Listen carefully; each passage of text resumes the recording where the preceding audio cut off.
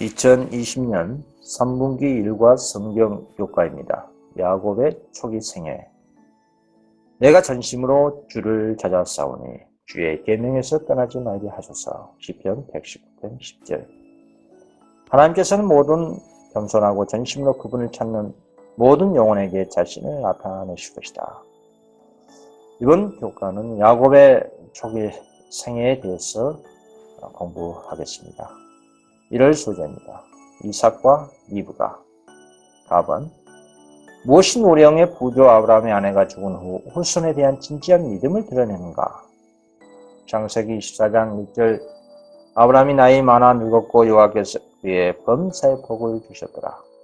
아브라함이 자기 집 모든 소유를 맡은 늙은 종에게 이르되 청컨대 내 손을 내 한독뼈 밑에 넣으라. 내가 너로 하늘의 하나님 땅의 하나님이신 여호와를 가리켜 명세하게 하노니 너는 나의 거하는 이 지방 가나안 족속의 딸 중에서 내 아들을 위하여 아내를 택하지 말고 내 고향 내 족속에게로 가서 내 아들 이삭을 위하여 아내를 택하라 했습니다. 예, 그렇습니다. 아브라함이 이삭의 아내를 선택하는 일을 위해 늙은 종에게 건의를 준 것에는 이미 40세가 된 이삭이 부모의 건의에 순종했다는 뜻입니다. 이삭의 결혼을 계획하는 일이 오랫동안 지체된 것은 이삭의 아내로 가나안 여인을 취하는 것을 피하려는 아브라함의 소망과 그때까지 하란에서 아내를 구하는 것이 용이하지 않았던 사실 때문입니다. 그리고 사라의 죽음으로 인해 이삭의 결혼 문제가 절박감이 더해졌을 것입니다. 증가하는 가나안 족속의 방탕과 우상 숭배 그리고 그들의 임박한 멸망을 인식한 아브라함은 약속된 씨의 순결성을 보존하기를 원했습니다. 그는 하갈과 자신의 경험 그리고 롯과 이스마엘과의 경험을 통해 이방인 배경을 지닌 사람들과 결연하는 것이 매우 위험성을 였던 것입니다. 그런데다가 하나님이 이미 가나안 족속과의 통혼을 금지하였고 이 금령은 후에 모세의 법에 통합되었습니다. 아브라함은 자녀들에게 부모의 건의를 존중하도록 요구했으나 생활을 통하여 그 건의가 이기적이거나 독재적인 지배가 아니라 사랑에 기초되고 저들의 복지와 행복을 고려한 것임을 증명했습니다. 부모는 젊은이들이 적당한 배우자를 사랑하도록 그들의 애정 문제를 지도할 의무가 있음을 느껴야 합니다. 부모들은 하나님의 은혜의 도우심을 입어 자신들의 가르침과 모범으로 자녀들이 순결하고 고상하게 되고 선행과 진실한 일에 마음이 끌리도록 어린 시절부터 저들의 품성을 형성할 것을 의무로 느껴야 할 것입니다. 같은 것끼리 서로 끌어당기고 같은 것끼리 서로 이해하는 법입니다. 나아반입니다. 아브라함의 종은 이삭의 아내가 되기 위해 리브가를 택함에 있어서 하나님의 인도를 어떻게 설명했습니까? 창세기 24장 42절. 내가 오늘 우물에 이르러 말씀하기를 나의 주인 아브라함의 하나님 여호와여 만일 나의 행하는 길에 형통함을 주실진데 내가 이 우물 곁에 섰다가 청년 여자가 물을 들러오거든 내가 그에게 청하기를 너는 물을 항아리 이 물을 내게 조금 마시우라 하여 그의 대답이 당신은 마시라 내가 또 당신의 약대를 위하여도 기르리라 하면 그 여자는 여호와께서 나의 주인의 아들을 위하여 정하여 주신 자가 되리라 하며. 네, 그렇습니다. 그 주인의 신앙의 가만의 가운데 자라났고 늙은 종은 참 하나님의 굳건한 신자였으므로 엘리에스는 지혜와 인도와 성공을 위해 조용히 기도했습니다. 이 기도한 종은 아브라함이 집안 영혼들을 헌신적으로 돌본 것의 열매를 드러내는 매우 고무적인 예증이라 할 수 있습니다. 이것은 성경에 기록된 최초의 기도로서 어린아이 같은 믿음을 표현한 것입니다. 엘리에셀은 그의 막중한 책임, 즉 아브라함의 집의 저주가 아니라 축복을 가져올 여인, 그 남편의 파멸에 일조하는 여인이 아니라 그 남편의 내조자가 될 여인과 함께 돌아가야 할 책임을 잘 알고 있었습니다. 그러므로 그는 그의 선택에서 그를 인도해줄 표징을 구했습니다. 목마른 10필의 약대를 먹일 충분한 물을 짓는 것은 쉬운 일이 아니었기 때문에 그 제안은 성품을 가늠하는 진정한 시험이 됐던 겁니다. 늙은 종은 그가 호위해서 아브라함에게로 데리고 갈 여인이 천성적으로 친절하고 도와줄 준비가 되어 있고 이 일을 잘할 수 있는지 확인하고자 했던 것입니다. 4번입니다. 이 연합의 행보로부터 우리는 무엇을 배울 수 있습니까? 창세기 4장 63절 이삭이 저물 때에 들에 나가 묵상하다가 눈을 들어 봄에 약대들이 오더라. 리브가가 눈을 들어 이삭을 바라보고 약대에서 내려 종에게 말하되 들에서 대화하다가 우리에게로 마주온 자가 누구냐? 종이 가로되 이는 내 주인이다. 리브가가 면박을 취하여 스스로 가로다. 종이 그 행한 일을 다 이삭에게 고하매 이삭이 리브가를 인도하여 멋진 사라의 장막으로 드리고 그를 취하여 아내를 삼고 사랑하였으니 이삭이 멋진 상사 후에 이루를 얻었더라. 그렇습니다. 이삭은 하나님을 경외하고 순종하도록 훈련을 받아왔습니다. 그래서 그는 40세가 됐어도 아내를 선택하는 일을 경험 많고 하나님을 경외하는 자기 아버지의 종에게 맡겼던 것입니다. 이삭의 경로와 오늘날 그리스도인하고 공헌한 청년들이 걸어가는 경로는 얼마나 대조적입니까? 청년들은 너무나 흔히 저들의 애정을 주는 일은 저들 자신만이 고려해야 할 일이지 하나님이나 부모가 어떠한 형식으로든지 감독해서는 안 될 일이라고 대체적으로 생각합니다. 하나님이 주신 지혜와 자제력의 부족으로 급하게 한 선택한 그런 결혼은 악을 더욱 무겁게 하여 마침내 결혼관계는 괴로운 멍해가 되고 맙니다. 이리하여 많은 사람들은 금생의 행복과 내세의 희망을 파멸시켜버립니다. 주의 깊게 사과해야 하고 연로하고 경험 많은 사람들의 조언을 받아야 할 문제가 있다면 그것은 결혼 문제인 것입니다. 언제나 성경을 고문으로 삼고 기도로서 하나님의 인도하심을 간구해야 할 때가 있다면 그것은 두 사람이 일생 동안 연합하기에 한 걸음을 내딛기 전이라는 사실입니다. 어의 소재입니다. 2번 공경. 세 부부는 이삭의 나이 기록을 근거로 어떤 시련을 얼마 동안 오랫동안 겪었는가 라는 문제입니다. 창세기 15장 20절 이삭은 40세에 리브가를 취하여 아내를 삼았으니 리브가는 바다라름의 아람 족속 중 부두엘의 딸이요 아람 족속 중 라반의 누이였더라. 이삭이 그 아내가 잉태하지 못하므로 그를 위하여 여호와께 간구하매 여호와께서 그 간구를 들으셨으므로 그 아내 리브가가 잉태하였더니 후에 나온 아우는 손으로 에서의 발꿈치를 잡았으므로 그 이름을 야곱이라 하였으며 리브가가 그들을 낳을 때에 이삭이 60세이었더라. 그렇습니다. 이삭과 리브가의 결혼생활 19년 동안 자녀가 없었습니다. 이삭은 이 문제를 기도의 제목으로 삼았습니다. 그는 아브라함이 그랬던 것처럼 스스로의 때를 쓰는 대신에 하나님의 자비에 의지하기로 선택했습니다. 하나님께 대한 그의 신뢰는 허사로 돌아가지 않았습니다. 얼마 기다리지 않아 믿음은 현실로 나타나 보상을 받았습니다. 4번입니다. 리브가는 임신한 후에 어떤 혼란스러운 경험을 했으며 그 일에 대해 어떻게 했습니까? 창세기 15장 22절 아이들이 그의 태 속에서 서로 싸우는지라 그가 가로되 이 같으면 내가 어찌할꼬 하고 가서 여호와께 묻자온대. 그리고 리브가는 왜 그런 경험을 했으면 무엇을 이해하려고 했는가? 창세기 15장 23절 여호와께서 그에게 이르시되 두 국민이 내 태중에 있구나. 두 민족이 내 복중에서부터 나누리다.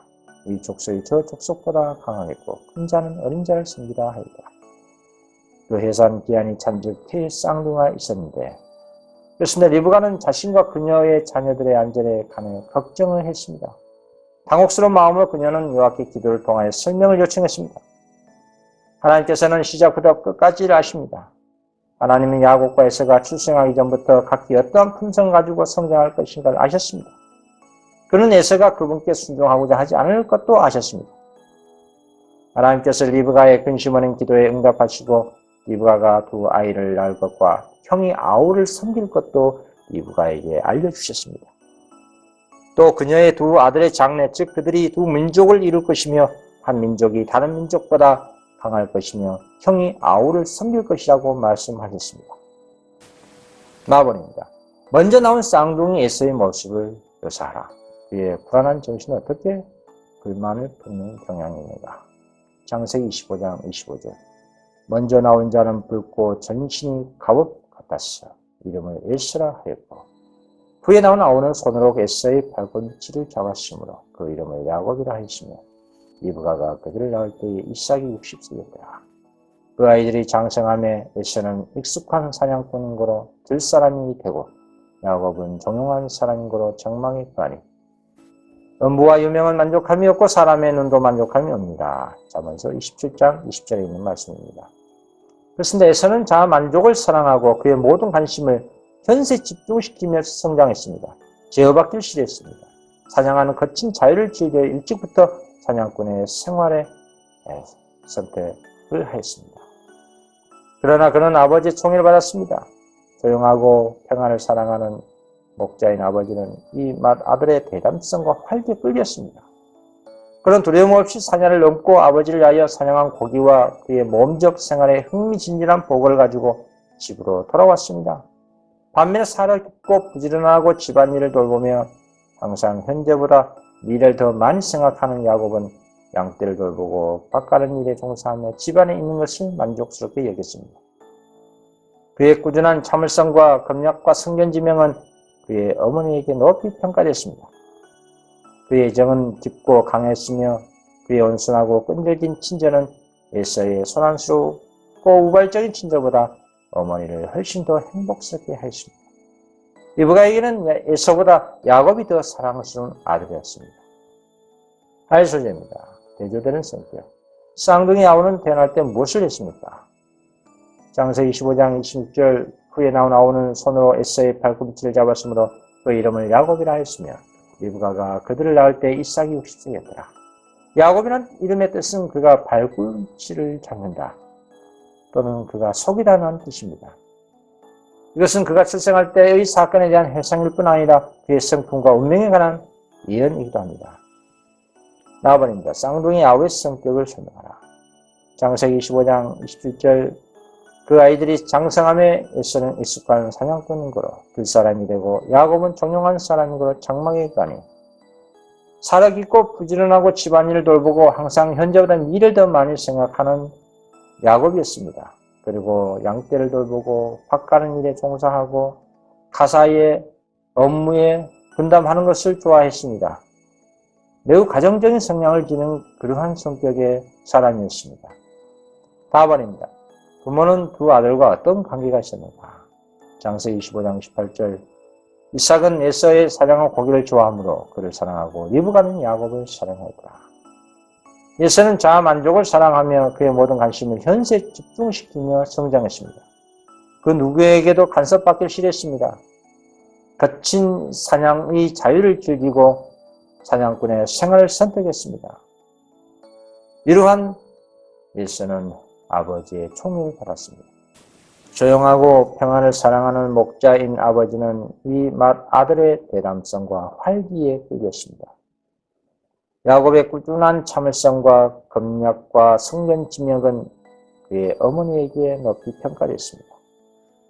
그의 애정은 깊고 강했으며 온순하고 끈질긴 친절은 에서의 소란스러운 또 돌발적인 그런 친절보다 어머니를 훨씬 더 행복스럽게 하였습니다. 리브가에게는 에서보다 야곱이 더 사랑스러운 아들이었습니다. 아브라함에게 주어지고 그의 아들에게 확정된 약속은 이삭과 리브가에게는 그들의 큰 소망의 대상으로 간주됐습니다.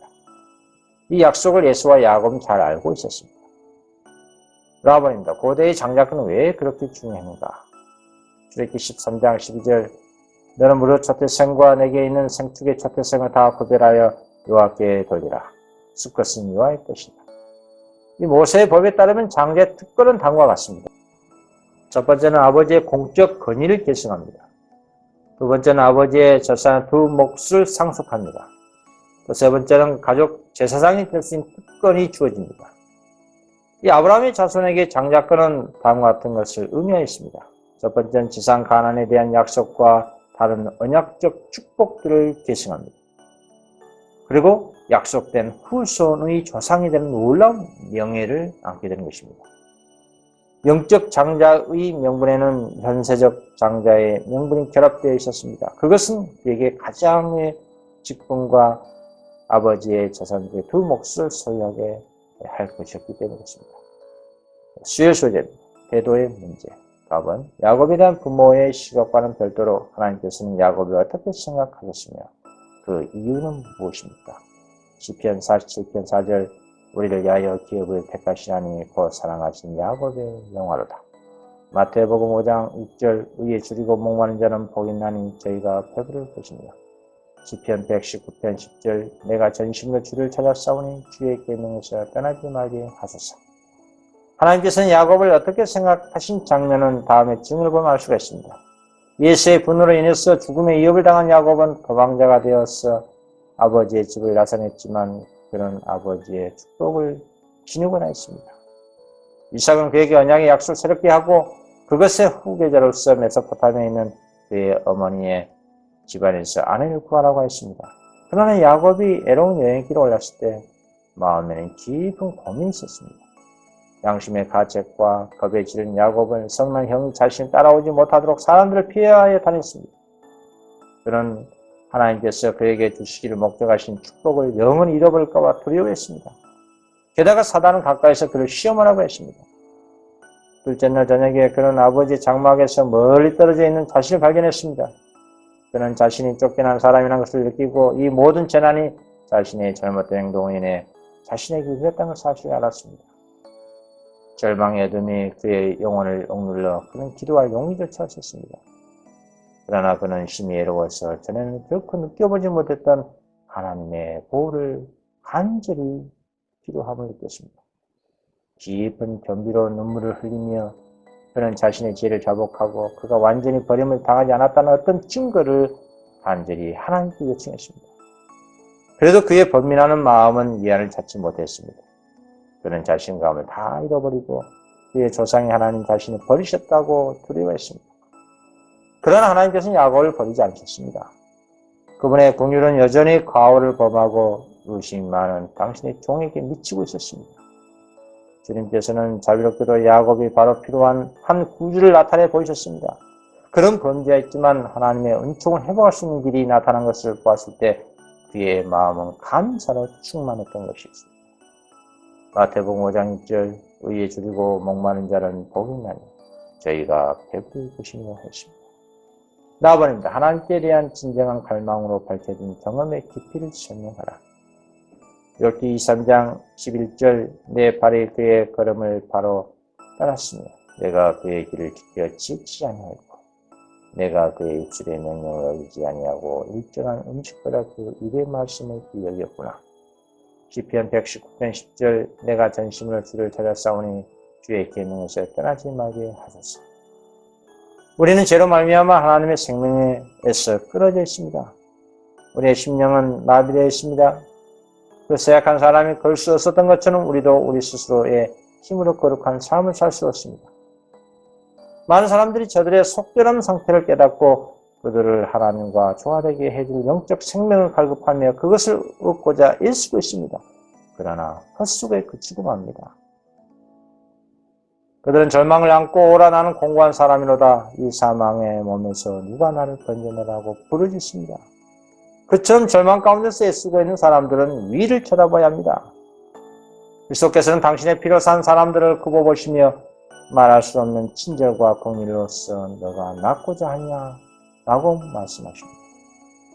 그분께서는 그들에게 또는 우리에게 건전하고 평안한 마음으로 일어서라고 명령하십니다. 우리는 완전히 나았다고 느껴질 때까지 기다리지 말아야 합니다. 예수님의 말씀을 믿고 의지를 그리스도 편에 두어야 합니다. 하나님을 섬기고자 뜻을 세우고 그분의 말씀대로 행동할 때 우리는 힘을 얻을 수가 있는 겁니다. 오랫동안의 방종으로 영과 육을 속박하고 있는 악습과 정욕의 지배가 어떠하든지 간에 그리스도께서는 거기서 능히 건져주실 수 있으며 또한 그렇게 해주시고자 갈망하십니다. 하나님께서는 죄로 죽었던 영혼에게 생명을 나누어 주실 수 있습니다. 예수님께서는 약점과 불행과 죄의 사슬에 매여있는 포로들을 해방시켜 주실 것입니다. 다버립니다. 야곱의 태도에 있어서 시대를 초월한 어떤 원칙이 왜 그가 그의 믿음이 없는 형제보다 장자권에 더 적합했는지를 밝혀주는가. 로마서 13장 14절 오직 주 예수 그리스도로 옷 입고 정욕을 위하여 육신의 일을 도모하지 마라. 그렇습니다. 에서와 야곱은 장자의 명분을 매우 중대한 일로 생각하도록 가르침을 받았는데 그것은 세속적 재산의 상속뿐만 아니라 영적 탁월성과 포함하고 있었기 때문입니다. 그것을 받는 사람은 가정에서 제사장이 되고 그의 후손의 가게에서 세상의 구주가 나실 것이었습니다. 한편 장자의 명분을 가진 자에게 부과되는 의무가 있습니다. 그 축복을 상속받은 자는 하나님께 봉사한 일에 자신의 생애를 바쳐야 했습니다.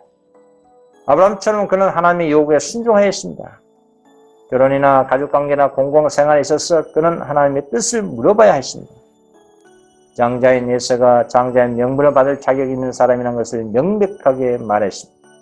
그러나 예서는 헌신을 좋아하지 않았고 종교생활을 좋아하지 않았습니다. 영적 장자의 명분에 동반된 요구들이 그에게는 반갑지 않은 일뿐만 아니라 오히려 달갑지 않은 구속이었습니다. 아브라함과 세우신 하나님의 언약의 조건이었던 율법이 예서에게는 속박의 멍해로 생각됐던 것입니다. 그는 방종에 기울어져 그가 좋아하는 것을 행할 자유 외에는 아무것도 바라지 않았습니다. 그에게는 건설과 부귀, 잔치와 연락이 행복의 전부였습니다. 그는 그의 거친 방랑생활에 제재받지 않은 자유 가운데서 자만하였던 것입니다. 목요일 소재입니다. 5번 무한하신 분을 갈망함. 야곱의 생각의 초점은 어디에 있었습니까? 고린도후서 4장 18절 우리의 돌아보는 것은 보이는 것이 아니요 보이지 않는 것이니 보이는 것은 잠깐이요 보이지 않는 것은 영원합니다. 그렇습니다. 야곱은 장자의 명분이 자신에게 주어지는 하나님의 암시를 어머니에게서 배우고 그의 마음은 그것이 줄 특권에 대해 말할 수 없는 소망으로 충만했습니다. 그가 갈망한 것은 아버지의 재산을 소유하는 것이 아니었습니다. 영적 장자의 명분이 그가 바라는 대상이었습니다. 의로운 아브라함이 한 것 같이 하나님과 소통하는 일, 자신의 가족을 위하여 속죄 제물을 드리는 일, 택하신 백성과 약속된 메시아의 조상이 되는 일, 언약의 축복에 포함된 영원한 나라를 유업으로 얻을 일 등이 그가 획득하고자 열망한 특권과 명예였다 이 말입니다. 그의 마음은 항상 장래를 향하고 나아가고 있었습니다. 눈에 보이지 않는 축복을 붙잡고자 갈망하였습니다. 야곱은 은밀한 갈망을 품고 영적 장자의 명분에 관하여 그의 아버지가 말하는 모든 것을 귀담아 들었고 그의 어머니에게서 배운 것도 조심스럽게 간직하였습니다. 주야로 그 문제가 그의 생각을 사로잡았고 마침내 그것은 그의 생애를 사로잡는 관심사가 됐다 이 말입니다. 나버린데 왜 야곱의 삶의 우선순위가 오늘날 우리에게 영감을 줘야 하는가? 시편 42편 1절 하나님이여 사슴이 시념을 찾기에 갈급한 같이 내 영혼이 주를 찾기에 갈급합니다. 시편 119편 11절 내가 주께 범죄치 아니하려 하여 주의 말씀을 내 마음에 두었나이다. 세상은 전쟁의 정신으로 분기탱천 중입니다. 다니엘 11장의 예언도 그 완전한 성취에 거의 이르렀습니다. 이제 곧 예언에 말씀된 환란이 환경에 버려질 수가 있습니다. 범인을 흩으시리니 이는 그들이 율법을 범하여 율례를 어기며 영원한 언약을 파했습니다. 그러므로 저주가 땅을 삼켰고 그 중에 가는 자들의 정죄함을 당하였고 쏘고치는 기쁨이 그치고 즐거운 자의 소리가 마치고 죽음 타는 기쁨이 그쳤도다. 오라 그날이여 여호와의 날이 가까워나니 곧 멸망같이 전능자에게로서 이르렀습니다. 내가 땅을 본즉 혼돈하고 공허하며 하늘들을 우러러본즉 거기 빛이 없으며 내가 산들을 본즉 다 진동하며 작은 산들도 요동하며 내가 본즉 사람이 없으며 공중의 새가 다 날아갔으며 내가 본즉 좋은 땅이 항무지가 됐으며 그 모든 성은 무너졌다. 슬프다 그날이여 비할 도 없이 크니 이는 야곱의 환란의 때가 되는가만 그가 이에서 구하여 nem을 얻으리로다. 그렇습니다. 이 세상 사람 모두가 하나님을 대적하는 원수의 편에 가담한 것은 아닙니다. 야곱처럼 온전히 하나님께 충성한 소수의 무리가 있고 이는 요한이 기록한 바 하나님의 계명과 예수 믿음을 지키는 자들입니다. 곧 하나님을 섬기는 자와 섬기지 아니한 자 사이에 치열한 전쟁이 벌어질 것입니다. 이제 곧 흔들 수 있는 것들은 다 흔들 것이요 흔들 수 없는 것들은 다 남아있게 될 것입니다. 사단은 부지런히 성경을 연구한 자입니다. 그는 그의 때가 얼마 남지 않음을 알고 이 지상에서의 주님의 사업을 온갖 방면으로 방해하려고 합니다. 하늘의 영광과 과거의 핍박의 재현이 혼합되는 때에 지상에서 살아남을 하나님의 백성들의 경험을 묘사하기란 불가능합니다. 저들은 하나님의 보좌로부터 나오는 빛 안에 생활할 것입니다. 천사들에 의하여 하늘과 땅 사이에는 끊임없는 교통이 주로 있을 겁니다. 그리하여 악한 천사들에게 들린 사단은 자기가 하나님이라고 주장하면서 할 수만 있으면 바로 택하신 자라도 속이기 위하여 모든 이적을 행할 것입니다. 하나님의 백성들은 이적 행하는 것 외에서 저희의 안전을 구하지 않을 것입니다. 왜냐하면 사단은 그 이적을 이주할 것이기 때문입니다. 환난과 시험을 받은 하나님의 백성들은 저희의 능력을 출애굽기 31장에 있는 말씀된 표징에서 구할 것입니다. 저들은 기록할세라는 살이 있는 말씀으로 대항할 것입니다. 이것이 저희가 안전하게 설 수 있는 유일한 기초입니다. 하나님과 언약을 깨뜨린 자들은 그날에는 하나님의 소망도 얻을 것입니다. 하나님을 경배하는 자들은 하나님의 진실로 기록된 십계명의 넷째 계명에 관심을 두므로 특별히 구별함을 받게 될 것입니다. 왜냐하면 이 넷째 계명은 하나님이 창조하신 능력의 표요 사람의 공경과 존중을 요구하심에 대한 증거가 되기 때문입니다. 악인들은 창조주의 기념일을 파기하고 로마의 제도를 높이는 저희의 노력으로 구별함을 받을 것입니다. 예정주의 종말에 가서 모든 그리스도교국은 하나님의 계명과 일심 믿음을 지킨 자들과 또는 짐승과 그 우상에게 경배하며 그 표를 받는 자들에게 이 두 개의 큰 대치운으로 나누게 될 것입니다. 교회와 국가가 협력하여 작은 자나 큰 자나 부자나 빈부한 자나 자유한 자나 종들을 모두 강요하여 짐승의 표를 받게 할지라도 하나님의 백성들은 이를 받지 않을 것입니다. 반모섬의 선지자는 짐승과 그의 우상과 그의 이름의 수를 이기고 벗어난 자들이 유리바닷가에 서서 하나님의 거목을 가지고 모세와 어린 양의 노래를 부른 것을 봤다 했습니다. 이번 성경 녹화 공부 마치겠습니다.